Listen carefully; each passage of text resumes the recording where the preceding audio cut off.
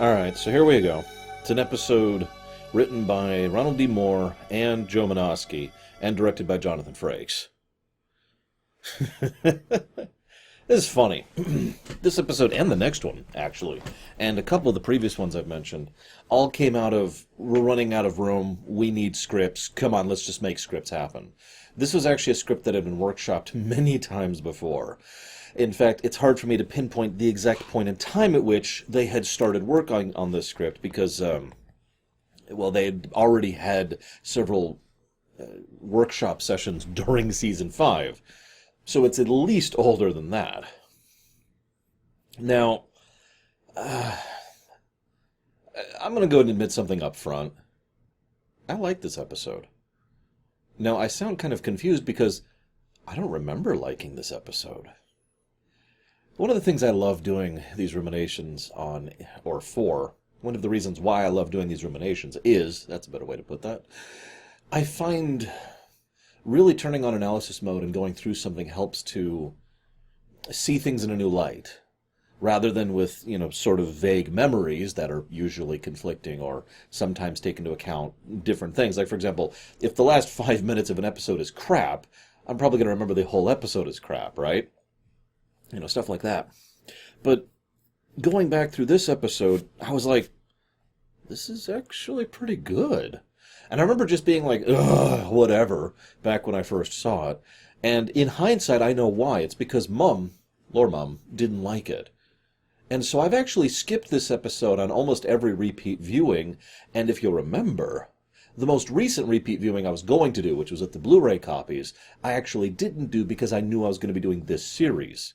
So in short, I haven't seen this episode since it came out in '93.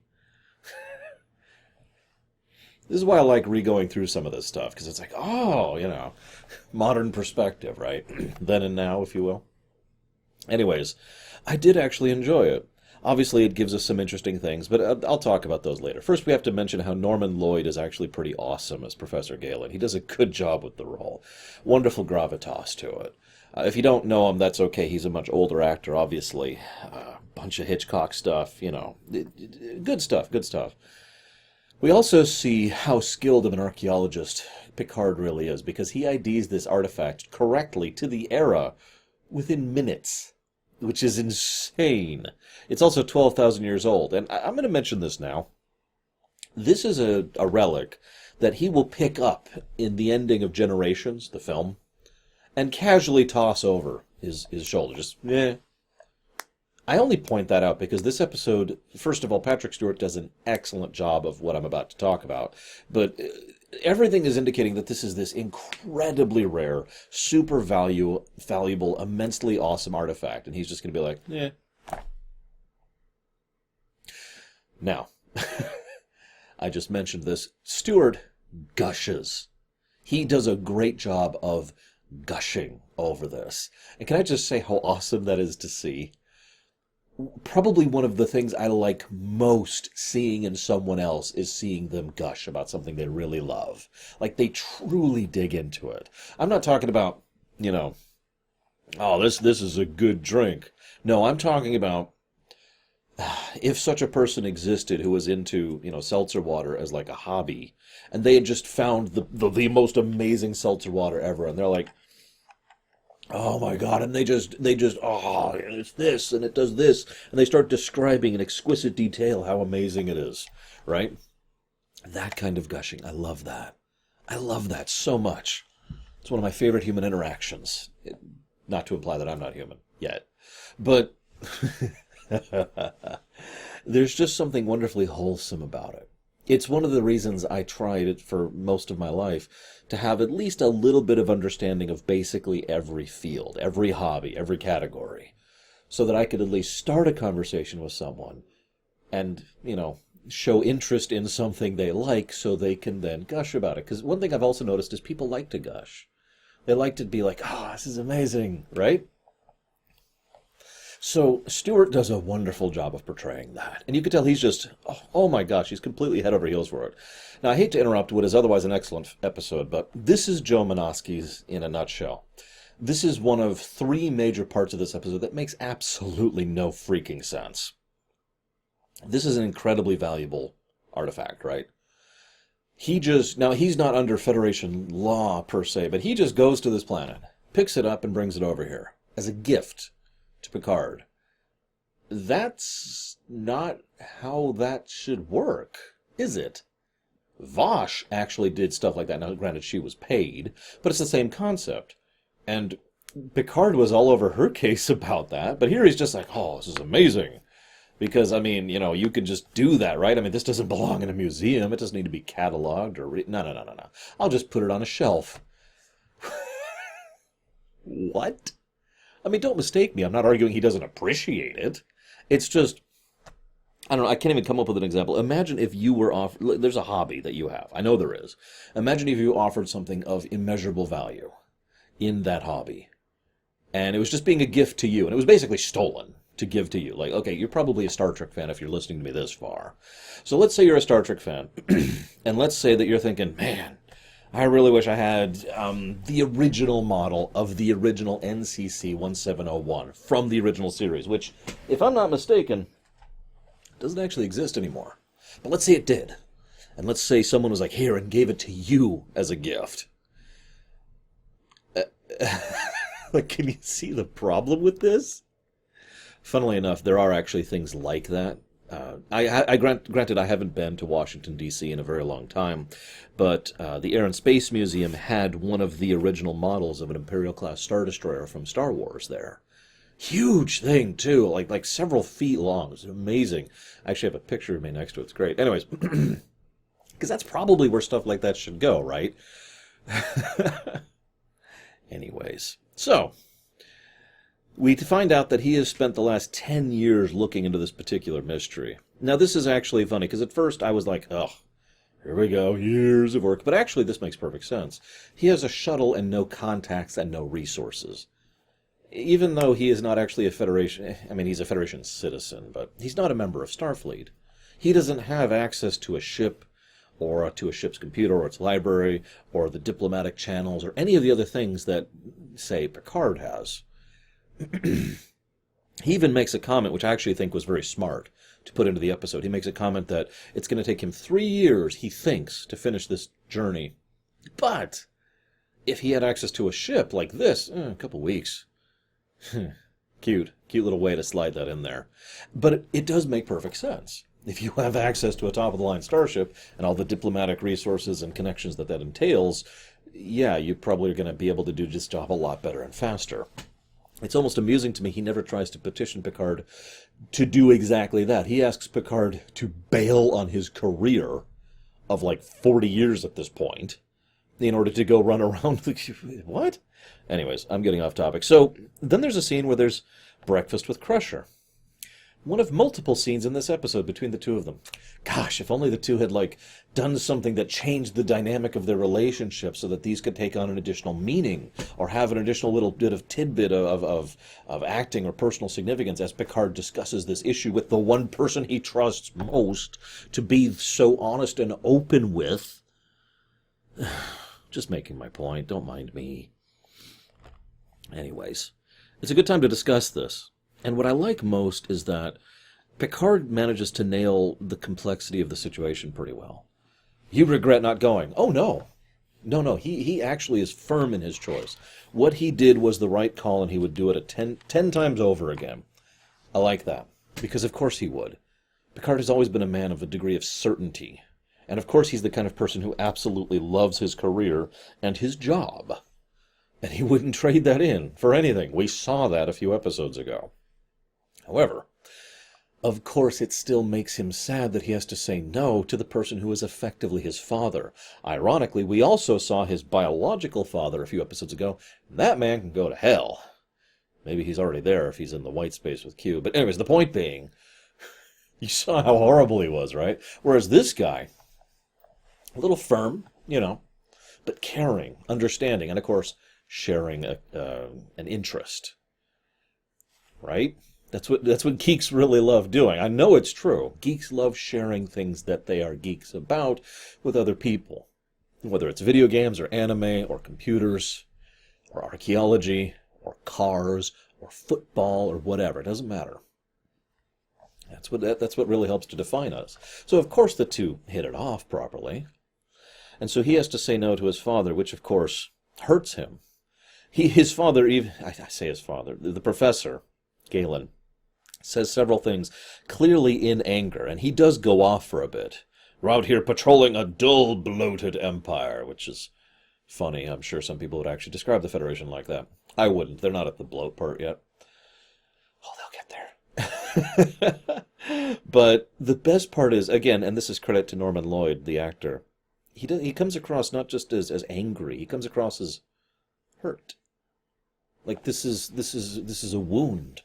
He is offering, the only person in the galaxy he trusts with this most incredible, amazing achievement and discovery is Picard. No one else. That does say a lot. In fact, his final words are, I was too harsh. It's the last thing he ever says. It says a lot that as he's dying, the last thing he wants to tell Picard is that he's sorry. That says something. Now this, of course, leads to a really nice bit, because before, well, he had stuff to do. But this, well, someone was just attacked right on his doorstep, and that's literally something that can take priority over some random diplomatic mission. By the way, quick aside, the Euridians, remember them, right? One of them sold information to Worf back in Birthright, I think, or whichever one it was, just a few episodes ago. Just interesting that they kind of carry that forward here. They don't show them, just the ship. But one of the really strange things here is they fire like one shot and the ship blows up. And Riker's immediately like, Worf! And Worf's like, it wasn't me. I didn't do it. It was a normal shot. Now, the episode proper never actually explains what the hell happened. It just moves on immediately. Very Joe Menosky thing to do. It's okay, though. There was an explanation there. The explanation is, drumroll, the Euridians were overloading their power generators, which then interacted with the phaser, which then made the ship blow up. Okay, so why were they overloading their power generators? See, even if we know the answer, it's still a Menosky thing, because that is very Menosky. Who cares? Get to the good stuff. As I've said before, it's one of the biggest flaws in his writing technique, in my opinion. Moving on. So, this is actually, there's a really, really great scene. I'm sorry, I cut ahead a little bit. But Troy, just before this whole attack that I just referenced happens, Troy actually sees Picard just standing on the side of the bridge, walks up and says, I could use a walk in the Arboretum. You want to join me? And Picard's like, yes, thank you. It's just a really small but really nice moment. Because that's kind of her job, in addition to the fact that she's obviously his friend. So she wants to reach out to him. I mean, this is something that is obviously hitting him really hard. Then Galen dies. Then Picard's like, okay, I have my motivation for do this. And oh, funny thing, he has a ship and resources. Huh. I do love the bit. Troy then comes in later and is like, sir, we have a schedule. And Picard's response is actually amusing to me. Because he's doing it for personal reasons. But I'm actually with him on this. The most renowned archaeologist in the galaxy was just murdered. Right on his doorstep. Finding out, and he was doing that right as he was about to go on some big mission. I would say that is probably the kind of thing that would override normal stuff. This is not some big peace conference between two warring powers that are at each other's throats. This is a regular, standard diplomatic conference. And Picard's kind of in the right to say this takes higher priority, and that is his call as captain. He probably should call it in to Starfleet Command, but this is still his call. He can basically push this off and delay. I mean, my point is there's degrees of acceptability, right? If he just decided to be, screw it, I don't feel like it, for no reason, If he decided to cancel it entirely, If he decided to fly overhead with phasers blasting, I mean, that might be okay. But the point is, what he does is actually fully acceptable, in my opinion. It's just he is doing it for personal reasons. Go figure. So, this then leads to some nonsense. There's parts of the DNA which is genetically sequenced to make a program. I don't even know where to begin with how stupid that is. I really don't. That is actual nonsense. If I just said to you, Flargenblarg from Flargenblarg, that would literally make more sense than what I just said previously. So, Flargenflarg from Flargenflarg, and the Narklin from Nark. You everyone with me? Okay, now, let's move forward. They decide to go and check out this other planet where all life on the planet's being wiped out. That was done by a Klingon, by the way. What, how? How do they do that? Not answered. It's like the third thing not answered so far in this episode, if you're paying attention. Now, this is cute, and this is actually probably one of the better parts of the episode, in my opinion. So they encounter Osset and Nudak, right? Osset is the Gull, the Cardassian, and Nudak is the captain of the Klingon vessel, okay? Now, she tries diplomacy. It's the first thing she does. Say, here, maybe we could work together. She also is the first one to bluff. I will destroy anyone who tries to go through here. She is also the one who is the first one to answer, yes, we do in fact have part of the code. And Nudak has to be convinced to it. Nudak also constantly is loud, abrasive, and irritating, whereas she is polite and helpful and just generally warm and accepting, right? I mean, I'm overselling it a little bit, but a deliberate contrast is being built up between the two characters. This is then also contrasted by the fact that both of them share what they think it is.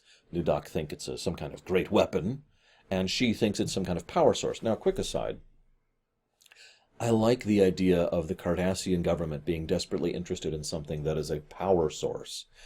Remember, and we know this especially thanks to Deep Space Nine, for all of Cardassia's pretensions at power, they're not actually doing great. Their infrastructure is crap. Just garbage. It's one of the reasons why the Klingons are just going to roll right over them when we get to that later in DS9's run. So, the idea of some new, very efficient power source, like a recipe or a program or whatever for that, yeah, I could see that being very valuable to the Cardassian people. Remember, in this setting, power literally equals matter, so that's resources in a very literal sense, in addition to the more usual uses of electricity and energy and so forth and so on. So, that's fun to think about. Anywho, so, this then leads to, so she's like, yes, of course, we shall work together, and I shall give you all this stuff, and blah, blah, blah. Meanwhile, Nudak goes to Data, challenges him to the thing, is immediately obliterated, which admittedly amuses me. Then he tries to bribe Data, which Data immediately says, is that a bribe? No, of course not. This is why I like this whole sequence. A Cardassian will smile and say hi, and be polite and kind, and as soon as you turn your back and they find it advantageous, they will stab you in the back. A Klingon will walk up and be like, what are you looking at, weirdo? Come on, let's fight. I challenge you to a fight. And then if they find it the reason to do so, they will try to kill you in the front. However, I'm presuming from both of these scenarios that these are enemies. A Klingon who is your enemy will kill you to your face. A Cardassian that is your enemy will stab you in the back. Now, there's pragmatic reasons for this, and we could discuss the highs and lows and whatnot, but the difference in approach is very important. Personally, I'd rather take the Klingon, especially since the Klingon will be the easiest to convince not to do that. Go figure. So LaForge notices the tampering, and they fiddle with the program, and they work together with Nudak to make this whole thing work. Because a Klingon will also be a lot more likely to work with you once you demonstrate that you actually know what you're talking about, as soon as you stand up to them, too. Whereas a Cardassian will pretend to cooperate, but is secretly still scheming against you. It's a nice touch, and it's a very amusing red herring, especially for people who are not used to either species at this point in history, since, Cardassians are more being established over on the other show. Now, so this leads to the awful, awful set. They go to this place, and they see this stupid... It looks like a set. It looks like crap, if I could just be blunt. Now, I know they were running low on funding, because that's how that works. A lot of the budget of late Season 6 went into Descent. And so they were kind of fleecing some of these episodes. This episode was actually supposed to be even lower budget than it was. Remember, Birthright went over budget, so they're having some issues balancing the books here. But at the same time, I kind of get why they had to. See, the problem is they wanted to do a location shoot, but the point is this is supposed to be a place devoid of life, like with a few bits of moss or lichen that survived. Where are you going to find a spot like that anywhere near Southern California that is relatively acceptable and easy to reach in order to film? And you get the problem, right? So, okay, I'll forgive them that. So then the DNA program reconfigures the tricorder to leave a message in a hologram. I'm sorry, this is breaking my brain at how stupid that is, but let's just move on. That leads to the speech. I actually like the speech. I really do. It's very Star Trek in its own horrible way, for all its good and for all its bad. The idea that there was a race that was the first one to the stars makes sense. And the fact that they were lonely. That they realized that at some point in time they would be gone. And so they went around and seeded life on basically everywhere so that someday there would be more races, and those races would go to the stars and would not be alone. The ideas of bonding and being together despite and indeed because of differences, that kind of unification, that's kind of an awesome idea, actually. So yeah, I'm kind of with it. And not just because she's the female changeling. I can't be the only one who finds that funny.